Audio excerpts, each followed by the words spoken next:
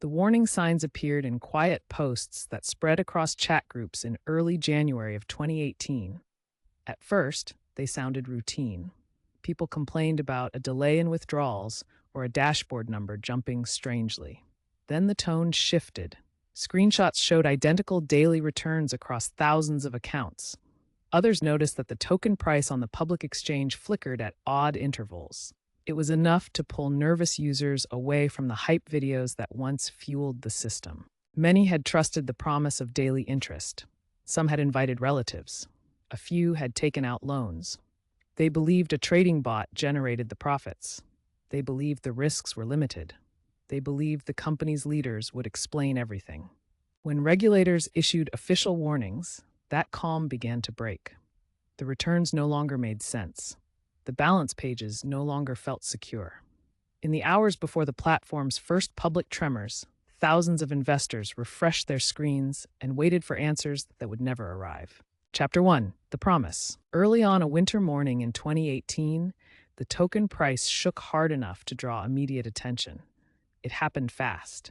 A few people felt their stomachs drop as bright green values on their dashboards switched to yellow. Others saw threads appear on chat groups with short messages about early problems. The tension rose before sunrise. Only a year earlier, BitConnect had pushed its way into the world with a loud pitch. It promoted itself as a lending platform that produced a fixed daily return. That message caught fire among people who believed they had missed early cryptocurrency gains. They wanted a second chance. The company fed that desire and made ambitious promises. Public events soon became part of the culture. Promoters talked on stages about financial freedom and urged new participants to reinvest their earnings.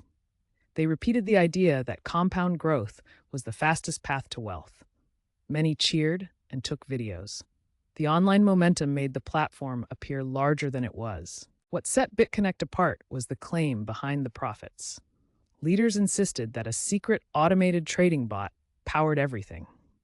They said the bot calculated market swings and captured gains at every turn. They said the system worked constantly and never tired. No one outside the company ever saw the bot. That did not stop people from believing it existed. Early investors talked excitedly about what they saw in their accounts.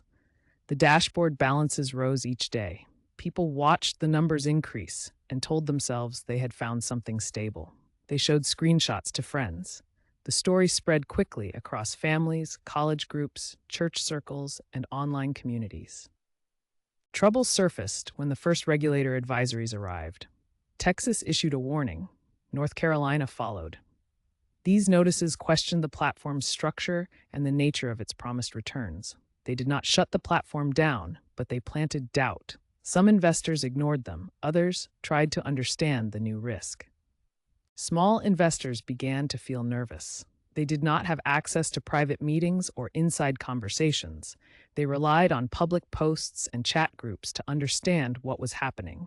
When fear spread through those channels, it carried weight. More people started reviewing their dashboards with a cold sense of worry. The question kept surfacing: was the trading bot real?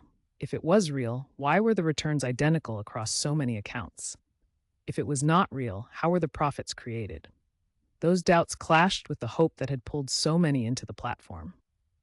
By midday, user tension had grown into a near constant pulse. The early price tremors held investors in a state of suspended disbelief. They wanted reassurance from the platform's leaders. They wanted proof that the system was solid. The silence made the fear stronger. The chapter closes here at the moment the community feels the first collective shift. They do not have answers yet. They only have the question that will shape everything ahead. Chapter 2: Fracture Lines. The fear that spread through the community did not fade. It settled into every conversation. People who once bragged about their returns now watched their screens with tight expressions. The excitement around the platform was gone. A hard awareness took its place. Victim profiles began to surface in real conversations. Many of them were small investors who had put in modest amounts and reinvested every day.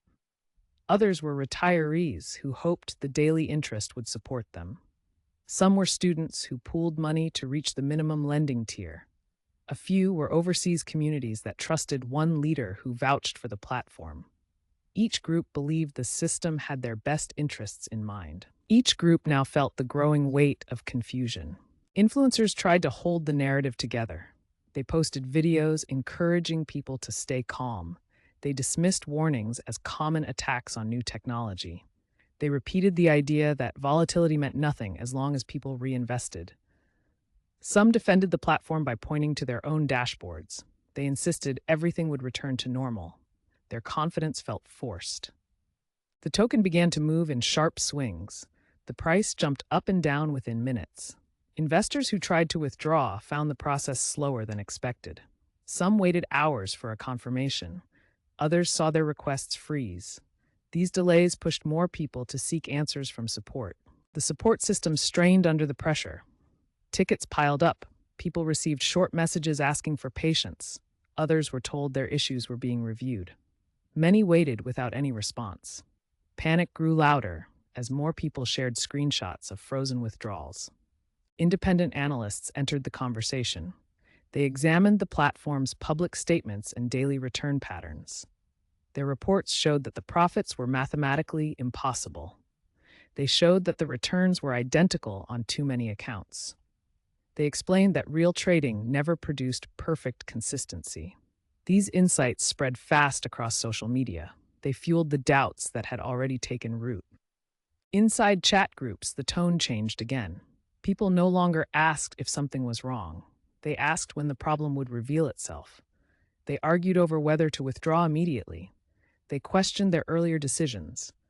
They felt betrayed by the promise of stability. The platform responded by announcing maintenance windows. These announcements explained that upgrades were underway. People were told the system would run more smoothly once the work ended. During these windows, dashboards froze. They showed the same numbers for hours at a time. Users stared at the still pages and felt the pressure grow. The maintenance windows did not calm the community. Instead, they raised new fears. People wondered why the company needed to take the system offline during a moment of public worry. They wondered why their returns continued even when the dashboard appeared frozen. They wondered how the trading bot could function during downtime. None of the explanations felt complete. As these concerns built, regulators increased their actions. They issued additional notices.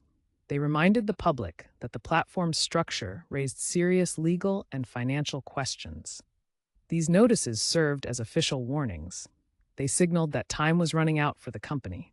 Investors, who once believed in the long-term future of the platform, now doubted everything. They searched for clarity in message threads that grew more chaotic by the hour. They watched as new users begged for help withdrawing funds. They saw early supporters fall silent. The sense of stability that defined the early months faded entirely. The question shifted from whether the system could recover to how long it could avoid collapse. People sensed the tension inside the company. They saw signs of strain everywhere. They waited for the part that no one wanted to face. The chapter ends at the height of uncertainty. The platform is still running, but the cracks are visible. The community holds its breath as the pressure reaches its peak. The next move will decide everything. Chapter 3: The Vanishing Act. The announcement arrived without warning. On a quiet morning in mid-January of 2018, BitConnect posted a notice that the lending platform would shut down. The message appeared at the top of the dashboard. It explained that outside pressures made it impossible to continue. Investors stared at the words for long moments. Many did not believe what they were reading. The token price collapsed within hours. It fell from triple digits to a small fraction of its value. People refreshed their screens repeatedly. They watched the numbers lower each time. They had no control over the fall. Some cried. Others sat still and tried to understand what had happened. The dashboards changed quickly. Borrowed funds and promised interest disappeared. Balances that once looked steady dropped to almost nothing. Daily profit charts vanished. Reinvestment options were removed. The pages that once represented hope now showed the full scale of the loss. Investigators began tracing funds. They reviewed blockchain activity and followed the paths of large transfers. They noted where money flowed and where it stopped. They documented wallets linked to company accounts. They studied transactions made near the shutdown. Each trace added clarity. None of it brought comfort to the investors who waited for answers. The global fallout spread fast. Online communities split apart. Some people defended the platform for a short time and blamed the shutdown on government interference. Most accepted that the promised profits had never existed. The collapse broke families who had pooled money. It damaged friendships that had grown around shared trust. It forced thousands to confront the reality of financial ruin. Lawsuits appeared across different regions. Plaintiffs stated that they were misled by the promise of fixed daily returns. They argued that the company presented the trading bot as a real system. They said they relied on the daily numbers printed on their dashboards. They said they would never have invested without those claims. Public discussions grew louder. Analysts explained that the trading bot never existed. They repeated that real market strategies did not produce identical daily returns. They pointed to the warnings issued before the shutdown. They highlighted how the system showed signs of strain for weeks. Their explanations confirmed what many already suspected. In the aftermath, investors shared their stories. Some had used savings that took decades to build. Others had taken out loans they could not repay. A few had convinced relatives to join. They all described the same pattern. They trusted the idea of guaranteed returns. They believed the dashboards showed real profits. They felt blindsided by the speed of the collapse. Authorities said the case represented a clear lesson. They encouraged people to question any platform that promised stable, high daily interest. They reminded the public that real trading followed unpredictable patterns. They called for stronger awareness in the cryptocurrency space. They urged caution when dealing with closed systems that refused to reveal how profits were generated. Communities that once promoted the platform shifted their focus. They worked to understand how the collapse happened. They examined their own assumptions. They learned to look for warning signs in future opportunities. Some created groups focused on financial education. Others walked away from the space entirely. The emotional cost remained high. Many people carried a sense of shame. They struggled to explain their decisions to loved ones. They questioned their own judgment. They replayed the early days when the platform looked promising. They wondered how they had missed the signs. The economic impact spread across regions and households. Some investors needed years to recover. Others never regained what they lost. The collapse became a permanent part of their financial history. It shaped how they approached risk. It changed how they understood trust. As the dust settled, one truth stood clear. The guaranteed profits had never existed. The trading bot was never shown. The system depended on new deposits. The moment confidence faded, the structure fell apart. Every investor felt the weight of that realization. The story closed with a lingering question. How could so many intelligent people believe in a system that refused to show its inner workings? Investigators had their answers. Courts had their filings.